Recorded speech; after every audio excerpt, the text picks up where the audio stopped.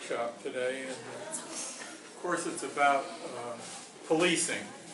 And what we're talking about is really the use of the police and or the military to control various populations. And I think it would be very helpful just to make a comparison between what has happened in Baltimore with Freddie and what has happened very recently with the killing of someone in Yemen, reputed to be a member of Al-Qaeda. My co-panelist here, I'm very honored actually to have them be with me because of their experience. And Deborah Sweet, who is the director of World Can't Wait, has been very much involved with the stop and frisk struggle in New York City, including being arrested and being supportive of, in very practical ways, people who have been arrested and facing jail. And of course, Deborah has a wide experience in other kinds of organizing around anti-imperialism and against militarization. And I'm also really pleased that Kathy Kelly could be out of jail to be here today.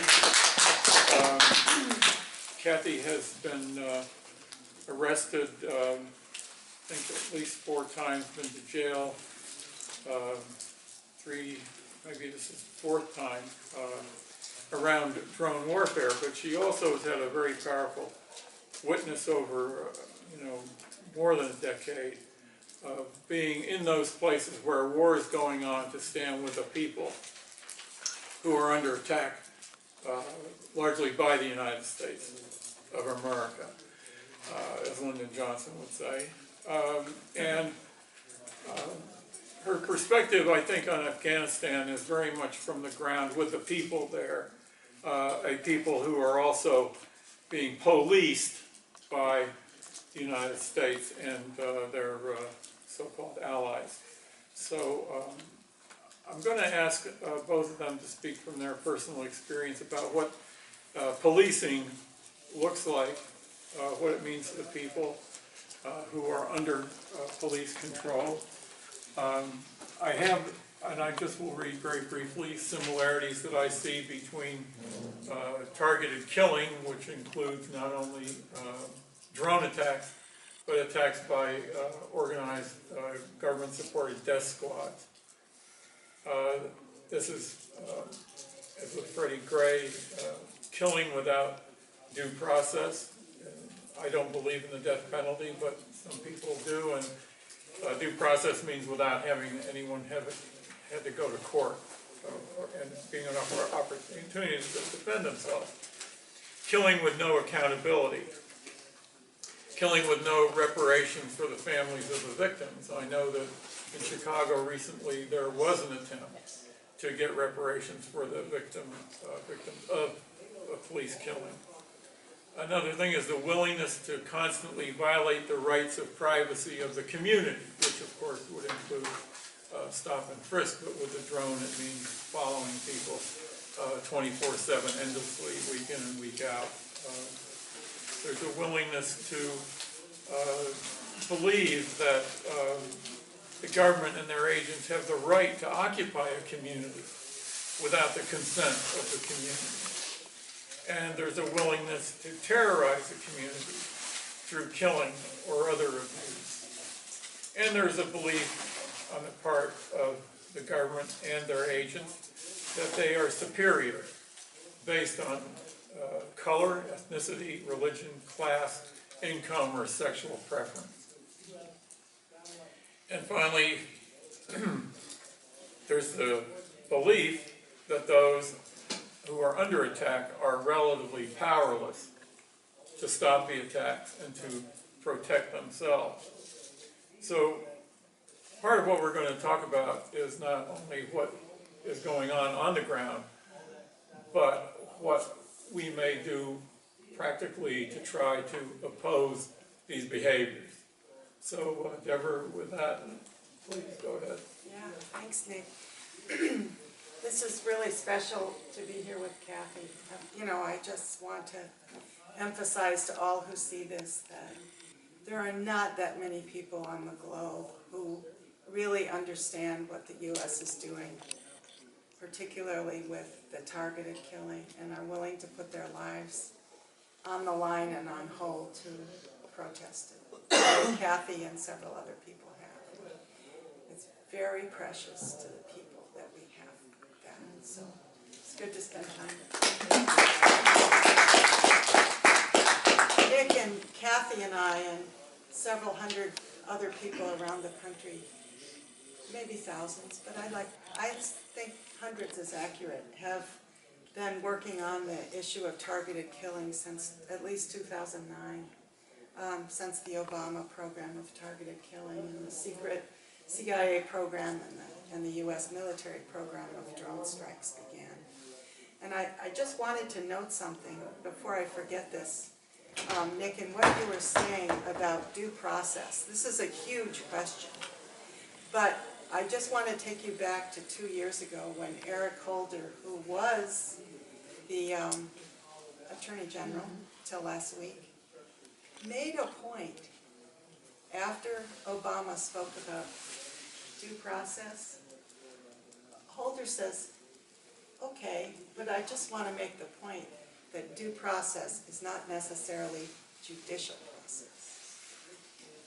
In other words, we're going to do shit. It's not necessarily going to go through the judicial system. We're going to do shit, and we're going to call it due process. And this is, I think, metaphorically very useful. Since Nick wanted us to talk personally, I will say that it was in mid-August of 1968. I was 16, I think. I first saw the body of an unarmed young black man who had been killed by the police. And I went to that funeral. And in my youth, I thought, this is a unique experience. I have to remember it. Didn't turn out to be a unique experience at all. Now we're looking at a situation where, as best as we can tell, even though the federal government does not keep these records, this increase of the killing by police of unarmed people is increasing. It's over 100 in 2015. I think people know some of these stories, but holding these stories in your heart and your brain and processing it and understanding the continuity that this represents of occupying army in the U.S., in whole communities, and occupying armies that have gone around the world. You know why? Because the commanders are racist? Well, in many cases, I'm sure. But it's a system. And I guess this is the thing I really want to grapple with, all of us. We have to grapple with a system that does this with impunity around the world, that is essentially the system that's got legitimacy in this country.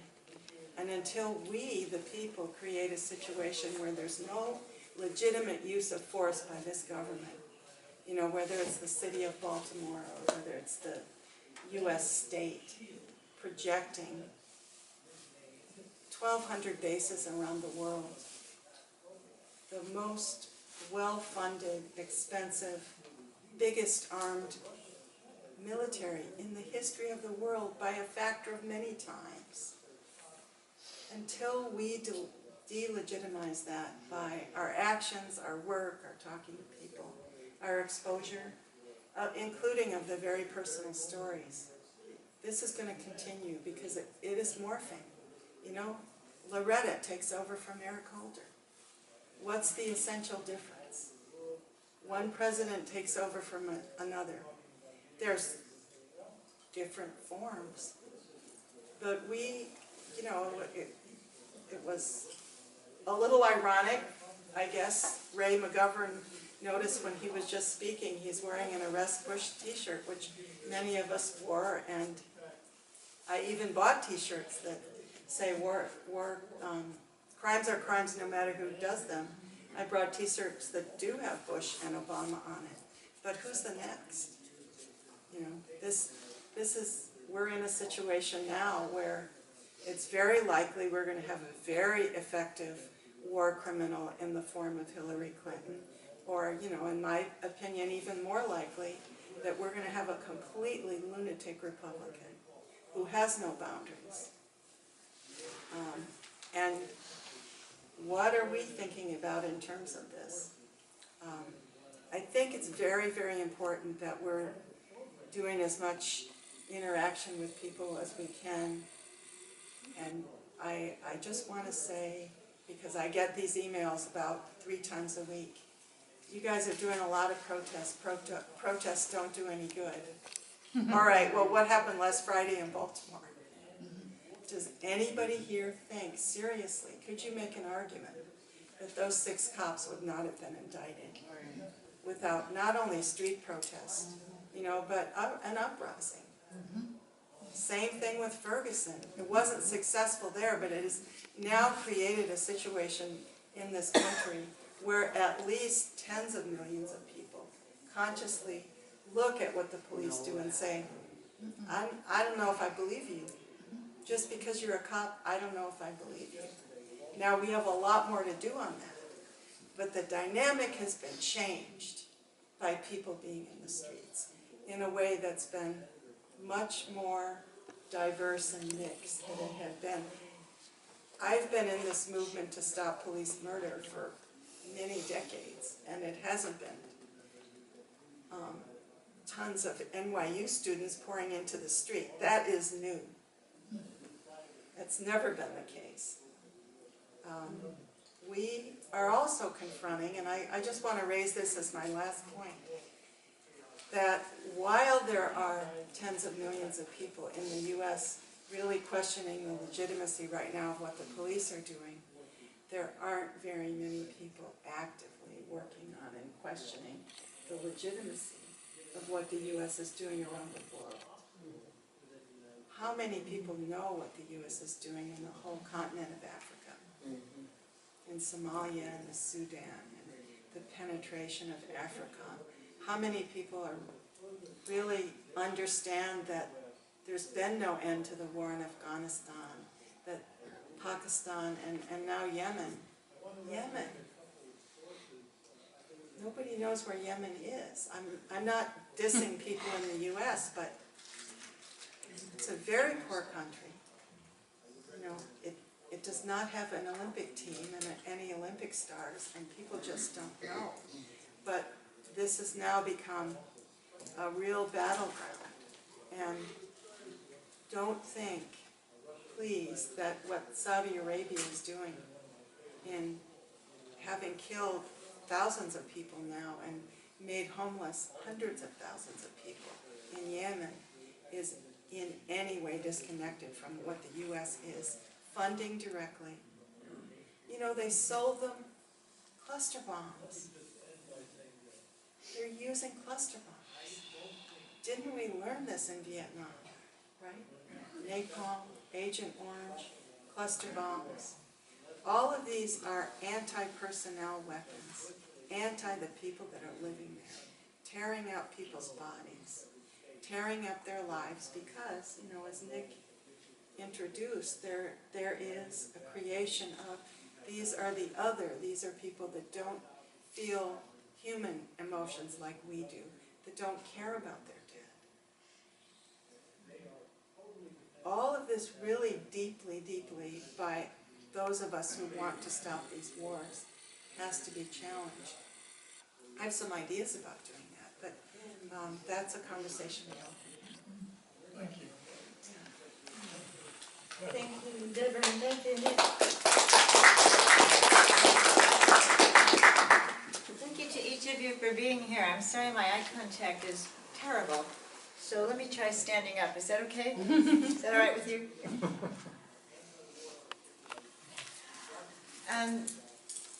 I suppose for people who've been out on these street corners many, many times demonstrating, we've all heard somebody either drive by or walk by and say with high contempt, "Get a job!" Yeah. Jobs, jobs, jobs. And in no way do I want to say, especially after just coming from a federal prison, where some of the prisoners who were close to being released were also in a panic because what are they going to do? They don't have a job, they're homeless.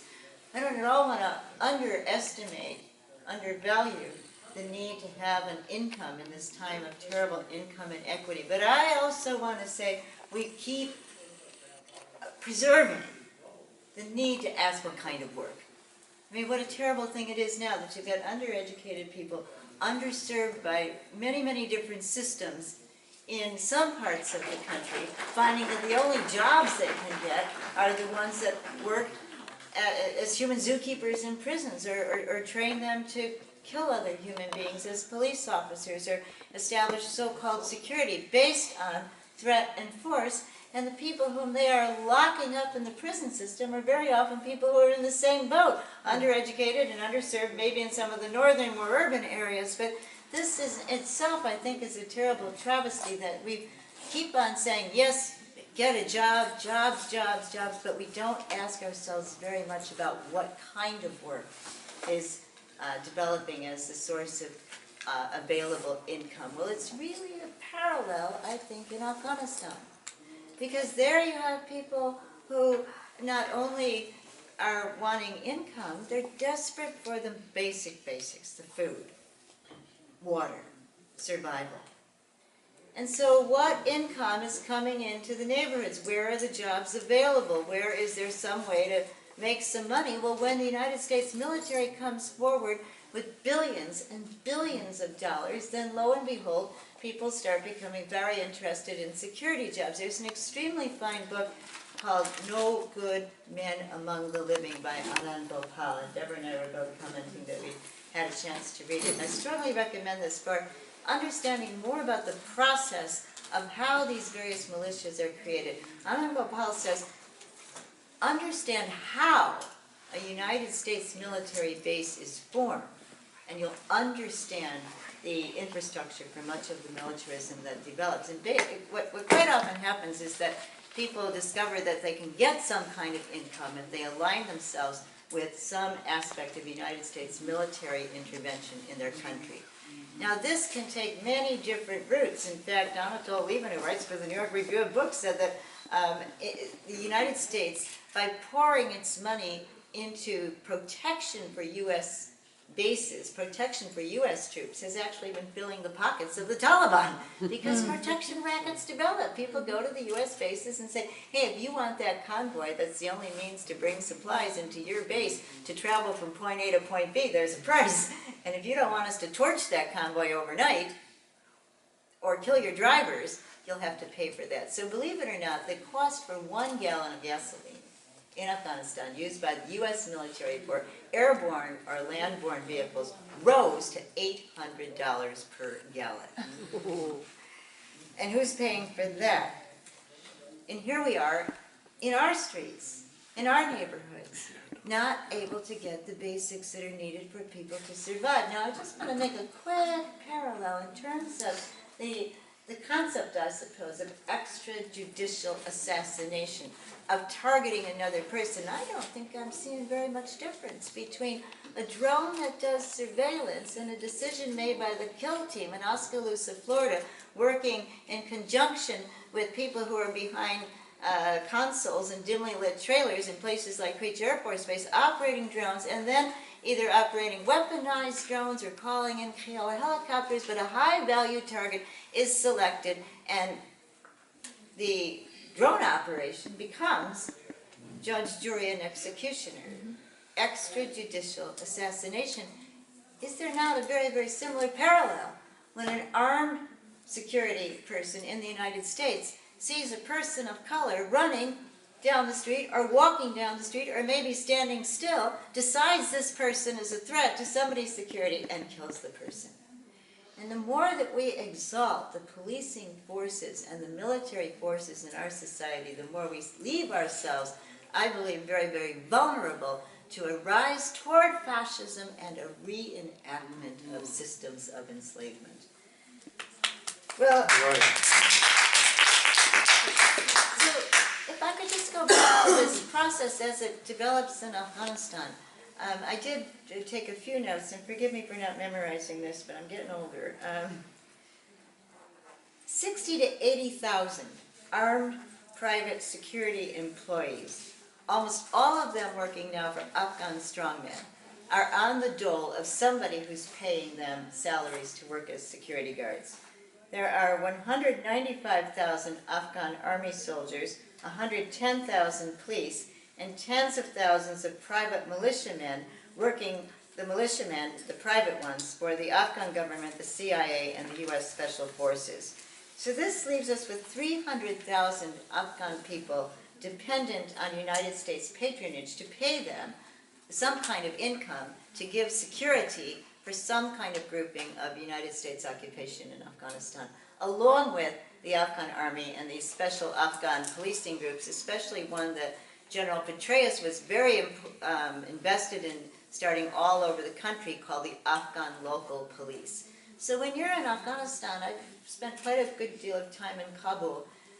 The young people we know are afraid to go home and visit their own families if they're anywhere outside of Kabul. Kabul is now referred to as Kabul, because beyond Kabul, the roadways, the areas are controlled in 70% of the country by the Taliban.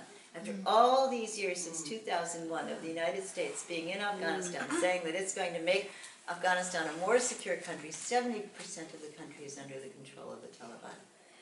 And the drone surveillance, which is 24/7, doesn't seem to elicit much commentary on the fact that 80 to 90% of the world's opium is going right on out of Afghanistan. The idea of being trapped by the United States military presence is especially brought forth in a particular quote which I'd like to share with you from page 221 of Anand Gopal's book. And he's been talking about a man named Hazarat who was trying to help protect his own small village. And there was a killing of civilians in the village. And Hazarat said US officials announced that the dead were mostly militants. But villagers showed Anand Gopal photos of bloody, lifeless women and old men. Hazarat railed, "When you go back to America, give Obama a message. You say you'll give us roads and schools. I don't give a shit about your roads and schools. I want safety for my family." But is safety for their families, for our families, predicated in being able to have more weapons and more guns and more airborne surveillance and more air assault capacity than someone else? Imagine the reservoir of goodwill that the United States could have built up by now if in fact our main export, instead of being weapons, was the wherewithal for people to survive, for people to be able to get clean water, to get food, to get some kind of education in their communities. Right now, the numbers of children under age 5 in Afghanistan suffering from severe acute malnourishment numbers 517,000, 750,000 people enduring prolonged displacement in Afghanistan. And this during a stretch of years from 2001 to the present, where the amount of money which the United States poured into Afghanistan for non-military assistance amounted to $104 billion, more than was spent on the Marshall Plan. So the surveillance that the drones bring to us doesn't give us the information that we need. I don't think by even the largest stretch of the imagination. I am very, very fortunate to be part of a group, and mainly just to listen to a group of youngsters. After all my years of teaching high school, I never thought I'd find 15 teenagers being my main mentors in life, but these are the Afghan Peace Volunteers, and they're a very sturdy, staunch group who say blood does not wipe away blood, blood does not wash out blood, and they're dedicated to trying to control their own desires for revenge and retaliation, understandable desires given the traumas that they've survived.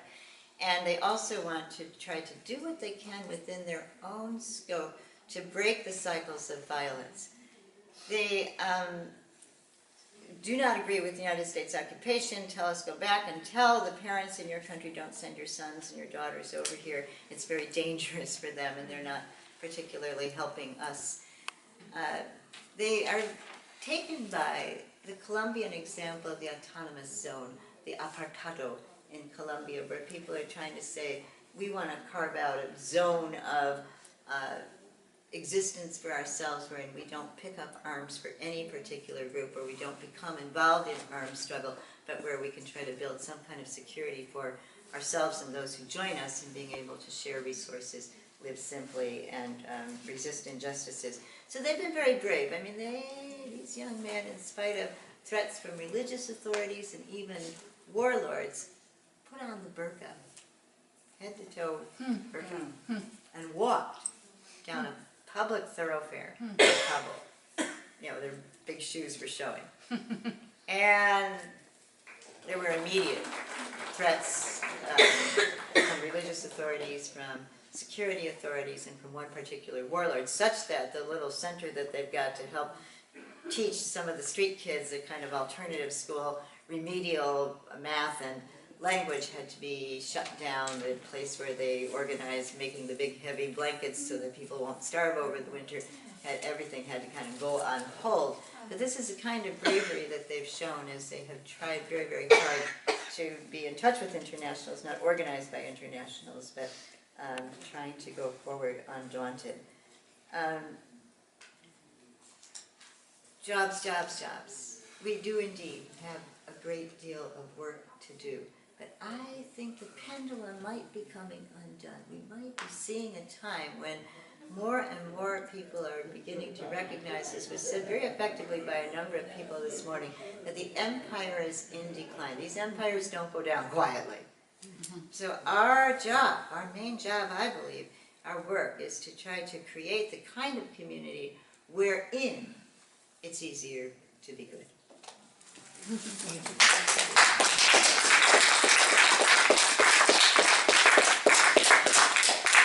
Well, this is called a workshop, okay? And so I think that you might want to ask some questions, but also would like for people to bring forward ideas that they have about how to address things in their own community or what's been raised here. I just would like to say that I think it's possible that we can view the United States as a fascist state now because it is a global power killing and repressing people in the world. And my feeling is that as the empire declines, the amount of repression within the United States may increase. And so part of the struggle is to see how do we respond. Is it a violent response? Is it a response by these younger people? But I would really ask people in the room to share their experience about this subject and what we might wish to do. You had your hand up first. Yes, my name's Joanne Farrell. I am from Occupy. I've worked with Occupy Albany and Occupy Wall Street.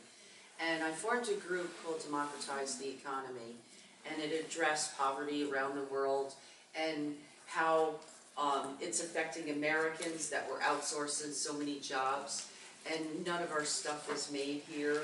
So much of our products are almost 90%, more than 90% of our products are made overseas. And 11 million manufacturers in the United States create 12 million jobs. So I've tried to push the issue that we have participated in that, each and all of us and ourselves. We see the labels when it says Vietnam, we know that's not here. Bangladesh, we know it's not here. We know there's a reason, because they don't have to follow labor laws, they don't have to follow environmental laws, and they're exploiting and abusing people. And we need to take responsibility for the lack of jobs by not participating and not buying all this foreign-made crap that we know little girls overseas are making for 6 and 8 and 10 cents an hour. Bangladesh went up. First it was 6 cents after the factories collapsed and there was fires and women died, young girls died. It's almost 2 years